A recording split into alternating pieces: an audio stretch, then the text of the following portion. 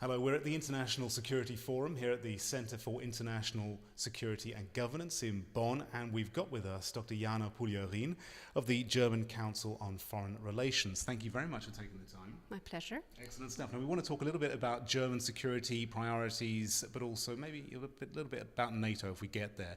First up, what, from your perspective, are Germany's security priorities? Well, it's very hard to choose these days because Germany's surrounding has changed completely. We have a conflict with Russia ongoing. We have a crisis in the south, North Africa. We have troubles inside the EU with Brexit and all that. So I think it's difficult to pick a special issue or crisis, but I think it would be also according to the German population, it would be border protection and the prevention of another terror attack, like domestic security, border control. So give us a concrete idea of what Germany can do and what it might expect from the rest of Europe to help it achieve that. Well, when it comes to terrorism, Germany, these priorities are very much in line to those of France, very much interested in the topic as well, all other European countries as well. I think now it becomes clear that the whole Schengen system it doesn't come without difficulties. I mean, it's nice to open the borders inside Europe, but if you don't guarantee safe borders, and that is actually the key, I think, for German efforts to guarantee the external borders of Europe. So what, close the borders?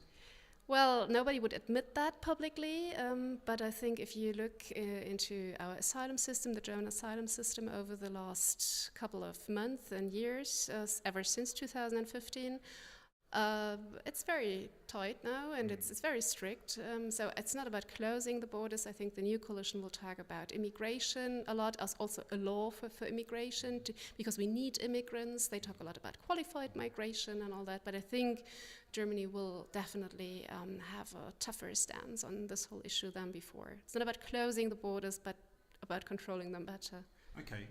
Now, because you mentioned terrorism just a second ago, I'm interested to veer into NATO and some of the uncertainties around Article 5. There was some talk after the Paris recent terrorism attacks. Does that constitute an attack? Should other countries then feel obliged to help out? How do you feel about that? Is that a serious challenge to NATO?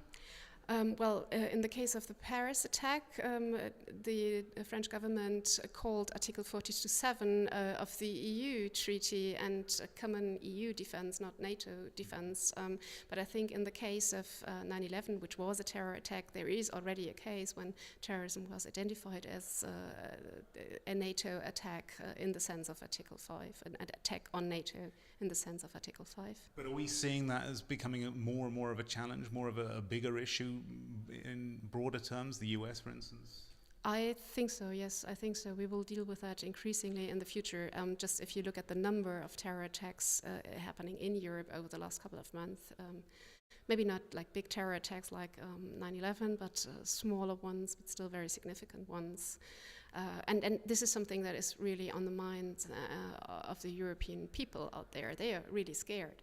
Right, so I'm wondering, so does that also combine with a growing reluctance on the part of the US to follow up in its obligations there? And if so, how should Germany respond? I don't think so, because the United States has made the fight against terrorism a top priority for them, and they want NATO to do more in this regard. And so during the last summits, there was already mentioned that the southern flank of NATO has to be more active. That's much more has to be done in the south. So I think this is also a topic for NATO, but NATO already does that. It's not that we have to start from scratch.